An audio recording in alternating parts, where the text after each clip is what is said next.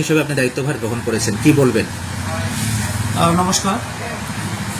ভারতীয় জনতা পার্টির প্রদেশ সভাপতি মাননীয় বিধায়ক অভিষেক দেবরায় মহোদয় আজকে 2টি জেলা ঘোষণা করেছেন, খোয়াই জেলা। তো আমার উপর আস্থা রেখেছেন। আমি ওনাকে আমার তরফ থেকে শুভেচ্ছা নমস্কার ওনার প্রতি রইল, এবং মাননীয় রাজ্যের জনপ্রিয় মুখ্যমন্ত্রীর প্রতিও আমার বিশেষ শ্রদ্ধা রইল। আসলে এটা আমাদের পার্টির একটা বহমান প্রক্রিয়া। যিনি আমার আগে সভাপতি ছিলেন শ্রদ্ধেয় বিনোদ বর্মা মহোদয়, উনিও যথেষ্ট রাজনৈতিকভাবে অভিজ্ঞ।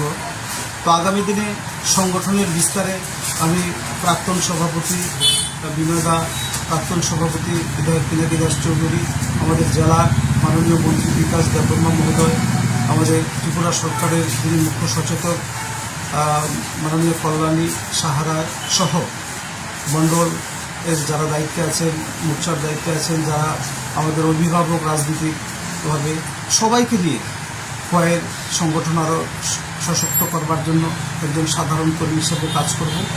এবং একটা বিশেষ বিষয়, আমাদের খোয়াই দীর্ঘদিন আমরা বামমুক্ত করতে পারছি না।